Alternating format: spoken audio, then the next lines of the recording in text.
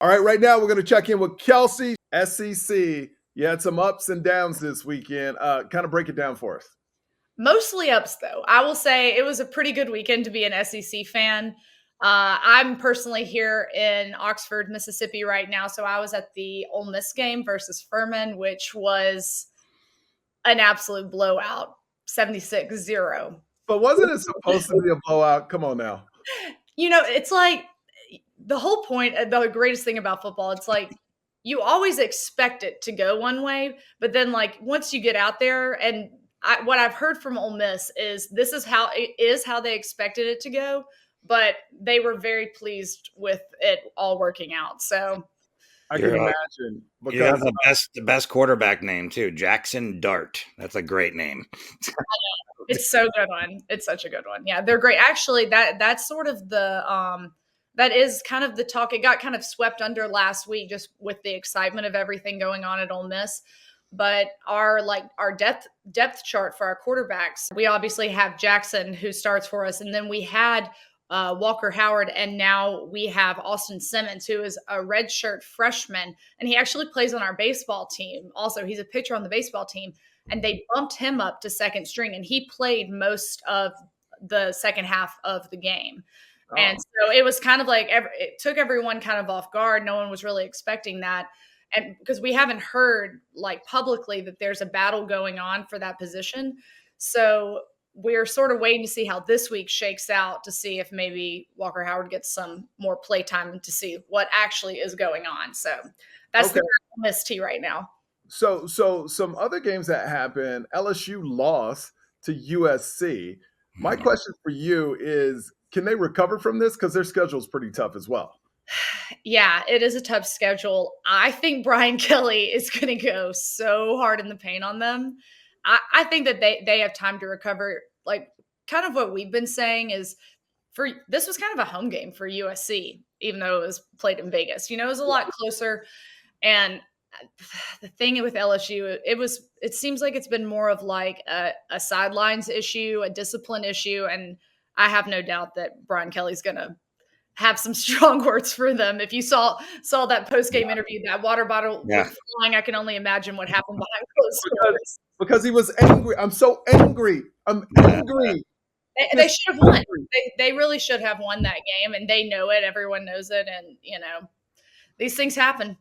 And then, let's talk about SEC. Miami beat the crap out of Florida. What's happening to the SEC? Look. I still. Whoa. Easy. I know y'all are. It's all about the U right now. Oh yeah. But I think the SEC is going to be okay. I think this is maybe one of those years that we're really seeing the NIL deal come into play and seeing how it really is affecting things. And we're really seeing some of those name brand teams. Things are kind of getting mixed up, and I think the SEC is actually on the ups. Like Ole Miss, Missouri. University of Tennessee, kind of names that have rode in the middle of Alabama. Well, Alabama's been big forever, but Georgia, yeah. Like those three are on the up and up thanks to the NIL. So I think really the SEC is actually like on its way up. And as ACC, fans or as part of the conference, the fans of the conference, we're glossing over the fact that Vanderbilt beat Virginia Tech. We're not even mentioning that. We're just forgetting like that. Please don't mention that. No, I mean that was kind of a wild one. Honestly, I'm not gonna lie. Yeah. Love to see Vandy do well though. They're a good team. I think they're going to be a good team actually. I think they're going to be horrible. But that's just me. I know since you covered the SEC, you got to say it, but they're going to be horrible. Let's be honest. But I actually think Miami beat a very bad team too. I don't think Florida is going to do well. I mean, they're projected to win 4 games. So I just think we beat a bad team. We're excited because most of the time for Cane fans over the last 20 years, we would go in to play bad teams at their places and totally flop. And we're excited because this is the first time we actually did well in a situation like that. And Kim Ward is just amazing. That's what we're. I love all the content that came out of this game, the Miami game. Like how they're walking by the recruits. Yeah. And they're going, "Come to the U," and they're like, the guys are taking selfies with them. There's this woman who's going, "Shut up." Oh She's yeah, that's Gator. That's Gator Karen, we call her, or Gator Katie. Just trying to keep the players away. But they put the recruiting section right next to where the Miami players walk out, which is so dumb. I like number 55. I gotta look up his name, but he was like, "Don't come here. Don't Yeah. come here." Like he was telling all the Florida recruits, "You better not come here. They're horrible." And they were throwing up the U. It was Yeah. You know, when recruits from Wow. another school are throwing up the U, that's amazing. Y'all have got to stay on top of that and see if any of those people that were at that game do flip. Oh, they will flip, and so will the FSU people. I But I mean, wanna talk if about you're at this that game, weekend. come on. What do you? If you're a recruit, what? The only thing the Gators had was they had Tim Tebow and Danny Warfel looking like a dad from the future with his glasses on, like just sitting there. That's all they had to like try and lure them in. So, all right, sorry, Michael. Oh, no worries, man. No worries. So give us a couple games to look forward to this weekend. The 3 games that I'm probably most looking forward to this week, I think this will come as no surprise. Texas versus Michigan is going to be a huge game. Of course, this is a road game. They're going to be playing in Ann Arbor. Still have pretty good faith that UT is going to win this one, though. Well, give me a score. Give me a score. Look, I do all of my predictions. I don't know if you've seen my prediction videos that I did during basketball season. No. I do it all based off vibes, and I cannot give a score. That's just numerically, it's not out there for me. So I can only just say I'm going to ride with UT. Okay. This is the type of stuff that drives me nuts because every year for about 10 years when I had a corporate job, we would do the NCAA basketball tournament and everybody would fill out their brackets. And then, Marcy, who works in accounts receivable, would be like, "I don't know. I just like yellow over blue. So I would take Michigan over black." And then she'd win the whole goddamn thing. And I'm like, no. That's not how this works. I need you to look up stats. I need to have some. No. She would just be like, "I don't know. I just like Cougars over Pirates." So I would just no. Vibes my ass. You No. always win when you do that, though. That I believe in feeling out the vibes and like not getting lost in the minutia unless you are actually betting.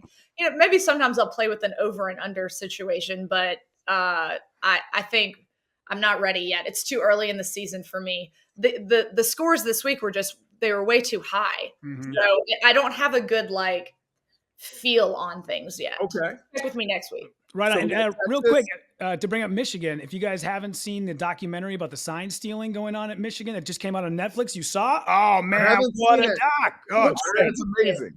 Yeah, it's really good. Check it out for sure. Sorry to interrupt, but definitely wanted to throw that in there. It's worth a watch for sure. All right. Give us a couple more games. My other game I'm very interested to see how it plays out is Mississippi State is going to be on the road to Arizona State. You guys know I'm an Ole Miss fan, but Yeah. so I always have to keep my eye on little brother just to, see what he's up to. But I'm actually excited. Mississippi State has a new coach this year, Jeff Lebby, and I think he is going to have them being a really high-scoring team. And so we'll just see how they handle road conditions and all of that, because I'm not going to lie, I would like for them to win, but I'm also going to be a little bit nervous if they do keep performing well. Well, yeah, because you got to play them eventually. And Arizona, it should be easy. It's hot. The only thing you got to deal with is the Already heat, down. but it's dry heat. It's different than humidity. So I think if you've gone through humidity, it's a lot harder. All right, your last game. My last game, I'm going to say Arkansas versus Oklahoma State, OSU. And I'm going to say that because I feel like these are two teams that kind of have a lot of talk about them. No one really exactly knows who's lying, who's fibbing. Are they actually good or are they not? So I feel like this is going to be the game that's going to answer that question of, who's telling the truth or not on if they're good or not. All right, what do you feel on this one? Since you into feeling vibes, what do you feel on this one? Let me look at my crystal ball. Yeah. I'm going to say Arkansas. Okay. I'm going to go with Arkansas. Score? No score, guys. I'm going Right. to have scores for you next week. Okay. Okay. Good deal. Good deal. All our numbers, guys, will get you scores, but I just have to see how this week shakes out because I'm still It's a new season. It's hard to figure it out. All right, tell everybody where they can find you. Guys, you can find me on Instagram. It's just my name at Kelsey Farese. And you can find me on my podcast that I actually do with my dad. It's called The Lawyer's Daughter. And we are everywhere: Apple Music, Spotify, YouTube. Come check us out. And if you need more information on Kelsey, just go to the description. Her name is there, the links and everything like that. Kelsey, thanks so much for joining us. We'll see you soon, okay? All right. Thanks, guys. See y'all.